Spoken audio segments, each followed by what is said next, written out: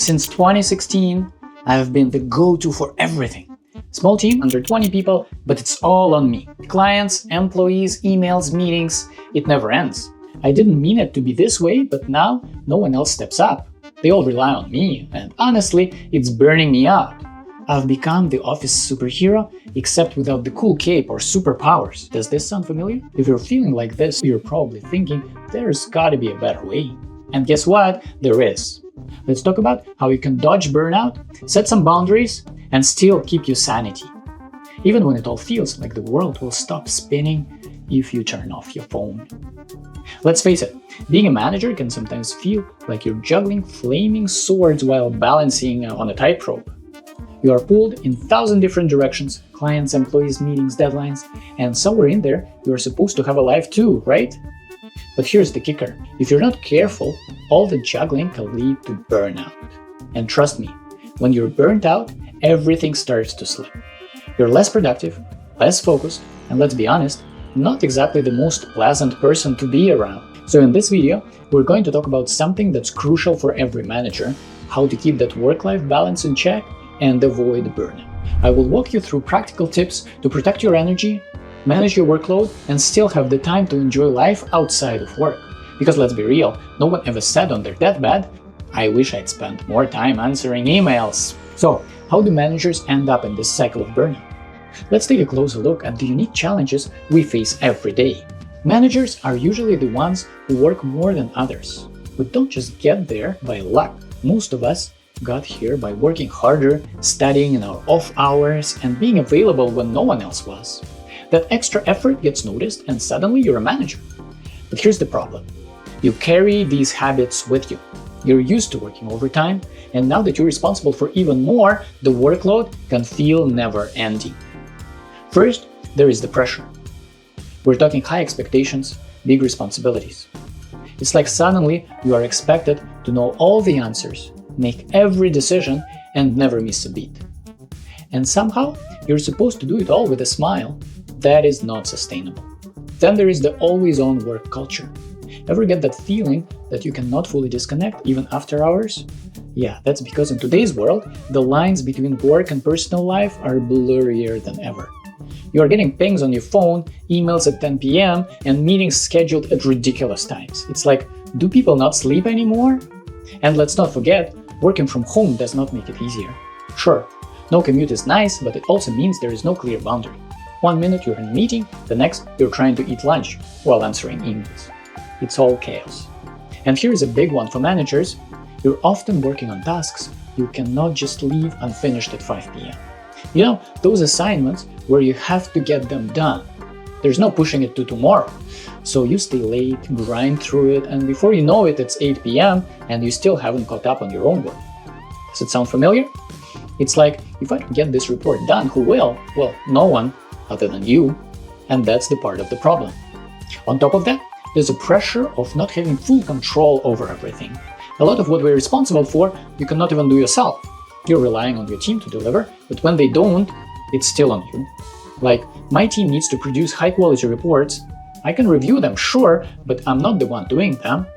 And I've got all these ideas on how to improve the business, but it's everyone else who has to execute them. You're caught between getting things done and depending on others to make it happen. All of these challenges can easily add up to burnout if you're not careful. And believe me, burnout does not just affect your work, it affects everything: your health, your relationships, and even your ability to lead. So let's talk about what we can do to prevent it. So how do you know when you're actually burning out? It's not always obvious at first. Burnout sneaks up on you, and before you know it, you're not just tired, you're exhausted. Here are some common signs. Constant fatigue. You wake up tired, go through the day tired, and crash at the end, still feeling drained. Lack of motivation. Things that used to excite you about work now feel like a burden. Irritability. Little things that wouldn't normally bother you start getting under your skin. Suddenly, everything feels like a bigger deal than it actually is. Problem sleeping. Insomnia or restless sleep become a nightly struggle, leaving you feeling worse the next day. Physical symptoms. Headaches, muscle tension, even stomach issues. Your body literally starts telling you to slow down. Next, feeling detached. You start to feel emotionally distant from your work or your team, like you're just going through the motions. Frequent illnesses. Your immune system takes a hit and you're getting sick more often than usual. And let's talk about the effects. Poor decision making. When you're burnt out, your brain is running on fumes and it becomes harder to think clearly. Decreased productivity. Even though you're working long hours, you're not getting as much done as you could be if you were rested. Emotional exhaustion. You don't just feel tired, you feel completely worn out, like you have nothing left to give. Strained relationships. Both at work and at home, because when you're burnt out, your patience and energy are in short supply. Burnout does not just impact you, it impacts everyone around you. And if you're not careful, it can spiral into something bigger, like depression or serious health issues. But here's the thing, burnout is preventable. You just need to recognize the signs early and take steps to manage it before it takes over. So let's talk about how to do that next. First, focus on productivity, not hours. Here's the truth, grinding out long hours doesn't mean you're getting more done. You could sit at your desk for 12 hours and still feel like you haven't moved the needle. Instead, focus on what matters the most. Knock out those high-priority tasks first. It's all about working smarter, not harder. And remember, your time as a manager is expensive for the company. They're not paying you to just work more hours, they're paying you to get the results. So you owe it to yourself and to the business to be efficient. No one's winning when you're just clocking extra hours for the sake of it. Second, delegate and ask for help. Let's be real, you cannot do it all, and you should not try to. One of the biggest mistakes managers make is thinking they have to carry everything on their own shoulders. But here's the reality. Part of your role as a manager is to empower your team to take on responsibility. Delegating does not make you less capable, it makes you a better leader. Start by identifying tasks that your team can handle and trust them to do it.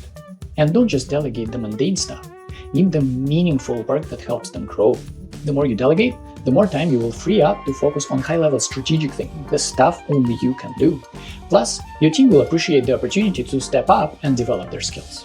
And don't forget, it's okay to ask for help when you need it, whether it's from your peers, from your boss, or even your own team. There's no shame in saying, hey, I could use a hand with this one. In fact, it is a sign of strength. It shows that you understand your own limits and value collaboration. Remember, no one expects you to be a superhero, and trying to do everything on your own is a fast track to burnout. Third, master the art of time management. Time is your most valuable resource as a manager, and if you don't manage it well, it's easy to fall into chaos. Time management isn't just about filling your calendar, it's about getting the most important things done without feeling like you're constantly putting out fires. First off, let's talk about the classic manager trap, back-to-back meetings. You know the drill. You've got a 10 a.m., 11 a.m., 12 p.m., and before you know it, the day is done and you've accomplished, well, not much. What's the problem with booking meetings like this? You don't have time to prep, reflect, or even take a bathroom break. And if one of the meetings runs over, suddenly you're that person awkwardly showing up late to the next one, scrambling to catch up. To avoid this, leave some breathing room between meetings. Even just 10 minutes gives you a chance to reset, take some notes, and yes, hit the bathroom. Next, let's talk prioritization. Not everything on your to-do list deserves your immediate attention, and that's a fact. Some things are urgent, sure, but are they really important? Focus on the high-impact tasks that will actually move the needle and push back on or delegate the rest. Remember, you're not a superhero. No one's handing out gold stars for burnout, so be strategic with your time. Now here's something that gets overlooked often. As a manager, you're expected to make high-quality decisions. You're not just a taskmaster, you're a leader. That means you need time, real, uninterrupted time to think strategically. If you're constantly bogged down by day-to-day tasks, you don't have the space to think strategically. Big goals, long-term planning, innovative ideas, that's where your real value lies. You need that headspace to brainstorm, reflect, and look at the bigger picture. So free yourself up from the immediate clutter and give your brain time to actually do the heavy lifting. After all, that's what you are here for. Lastly, build in some flexibility. Time management is not about creating a rigid, prison-like schedule. Give yourself buffer time for when things inevitably run over or when new tasks pop up unexpectedly. A little breathing room goes a long way in keeping you calm, productive, and ready for whatever the day throws at you. In the end, mastering time management is not about cramming more into your day, it's about being smart with your time. When you get it right, you will be more productive, less stressed, and have more time for the things that really matter. Number 4, take breaks. Well, yes, really, take breaks.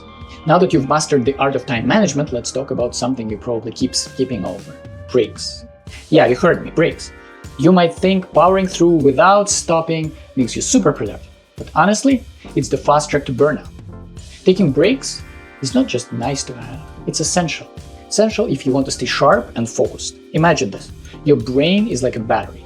If you don't give it time to recharge, it's going to run out of juice, and suddenly everything feels 10 times harder than it should. You start making mistakes, your focus drifts, and your productivity tanks. What is the solution? Well, just step away from your desk for 5-10 minutes every hour. Stretch, grab a coffee, take a quick walk, do anything that gets you out of that work zone, even if it's just for a few minutes. Trust me, when you come back, you will feel refreshed and ready to tackle the next challenge. And hey, here's a fun fact. Breaks are often when the magic happens.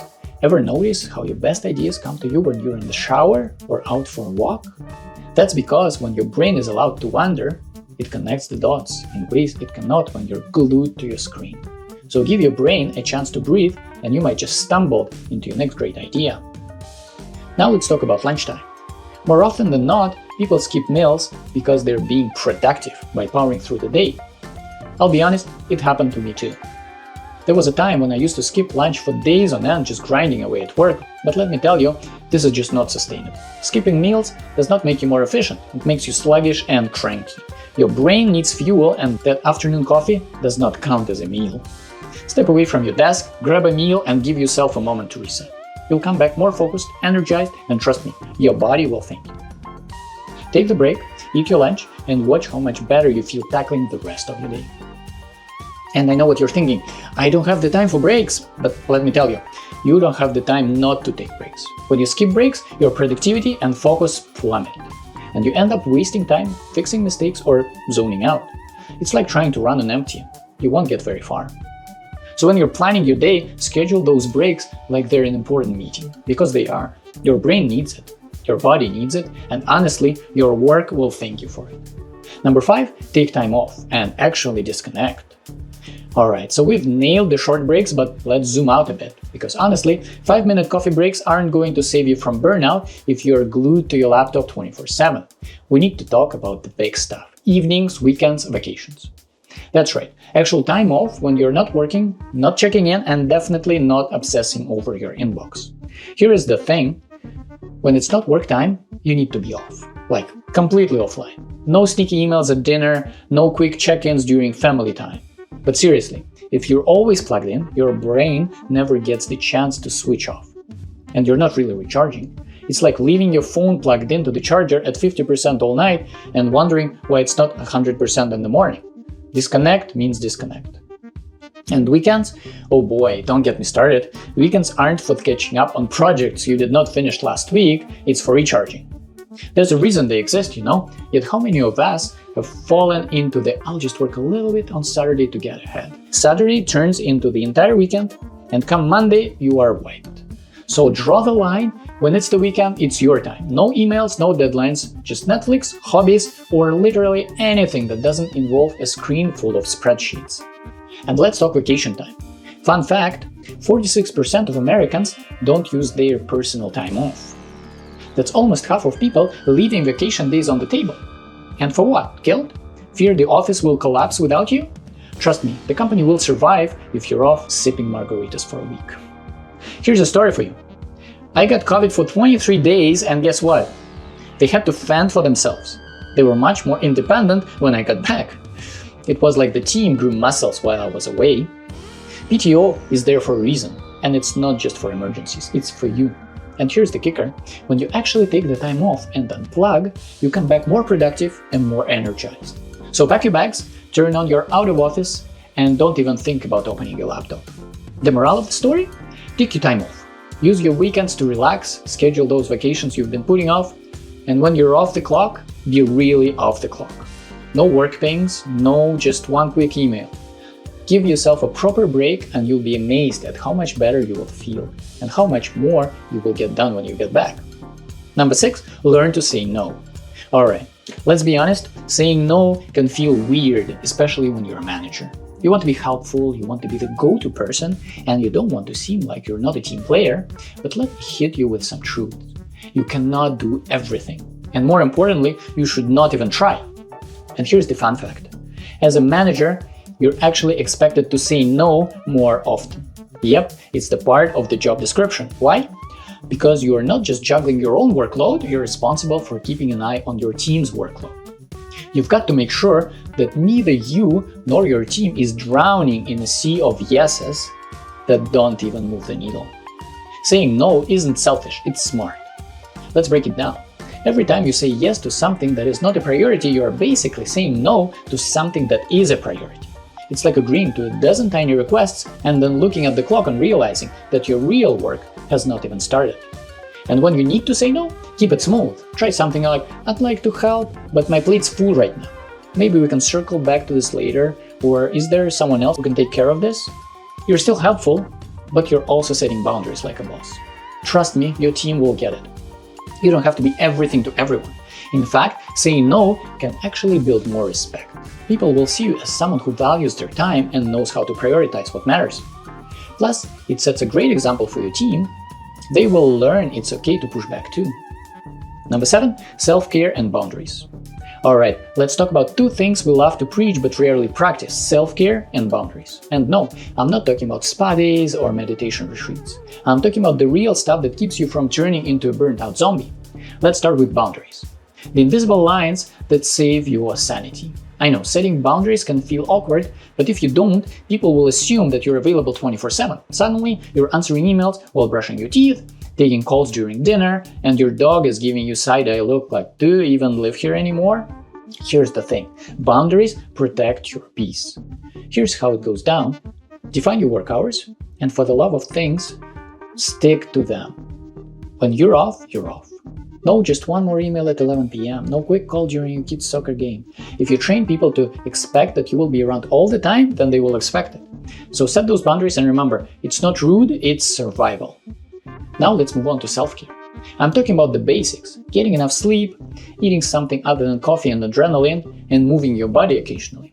Think of your body as the machine that powers your brain. If you treat it like a rusty old lawnmower, don't be surprised when it breaks down. And listen, self-care is not selfish, it's the opposite. Think of it this way: you cannot pour from an empty cup. If you're running on fumes, not only are you less productive, but you're also kind of grumpy version of yourself. Taking time to recharge, whether it's a morning jog, binge watching your favorite show, or just having a cup of tea without thinking about work, all that means you will come back refreshed and ready to tackle whatever comes your way. Here's the pro move: schedule self-care like you would a meeting. Seriously, put it on your calendar, make it non-negotiable. And when you set boundaries, don't think of them as walls, but as guidelines that help you show up better when it really counts. It's about being the best version of yourself, not just for your team, but for you. So what's the morale here? Self-care and boundaries are your secret weapons for staying sane, staying balanced, and not turning into a workaholic robot. Protect your time, prioritize your well-being, and you will be surprised at how much more you can get done. Number 8, don't strive for perfection. Here is the thing: perfection is impossible. It's like chasing your own shadow. You will never catch it, and in the meantime, you are stressing yourself out. Trying to be perfect at work is the fast track to exhaustion.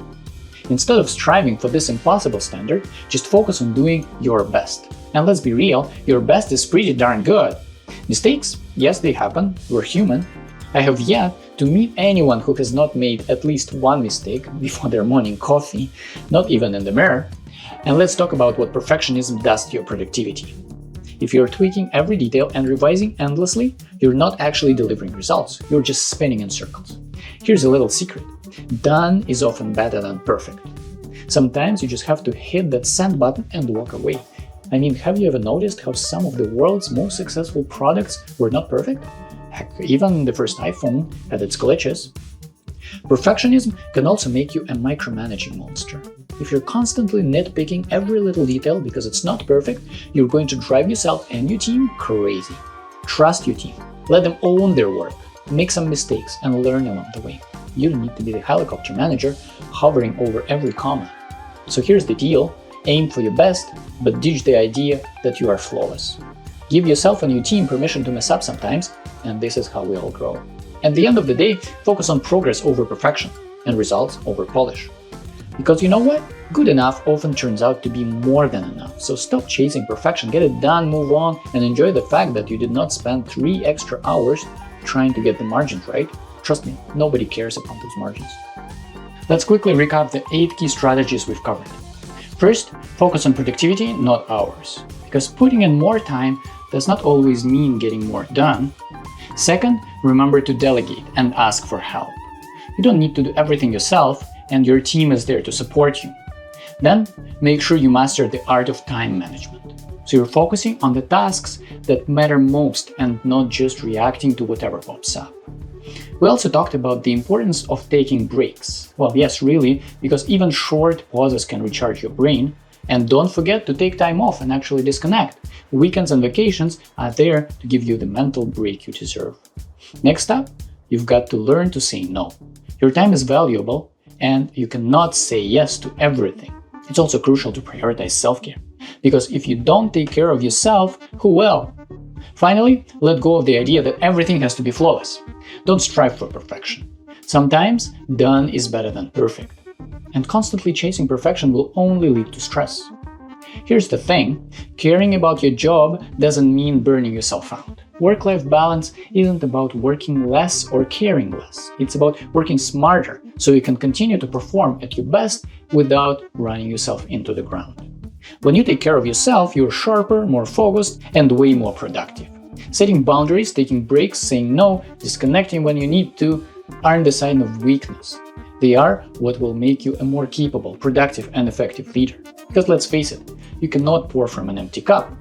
Balance isn't about choosing between work and life. It's about making sure you have energy for both.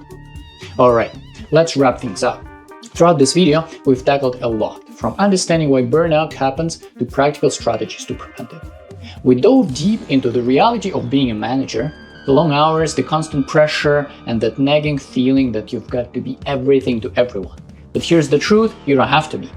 Balancing your work and your life is not about doing it all, it's about being smart with your time and energy. Now you might be thinking, sure, this all sounds great, but I don't have the power to make these changes. Well, guess what? You do. As a manager, you have more power, more autonomy than you realize, and here's the thing, you are expected to use that autonomy. So take control. You don't need to revamp your whole routine overnight, but you can start by making small, consistent changes. One adjustment at a time. Like switching from answering emails at 10 p.m. to setting a clear cutoff time for work, or delegating one extra task to a team member tomorrow. These small steps add up over time, and you can completely change the way you work and live. Remember, the goal is not the perfection or working yourself into the ground, it is balance. Finding that sweet spot where you are productive, focused, and still have enough energy left over for the things that matter outside of work. And hey, don't forget to check in with yourself regularly. Life changes, work changes, and your approach to balance should change too. Keep adjusting and refining to make sure you are taking care of yourself in the process. And if you found this video helpful, give it a thumbs up, subscribe for more tips on surviving as a manager, and let me know in the comments, what's the first small change you're going to make? I would love to hear how you're planning to take control of your work-life balance.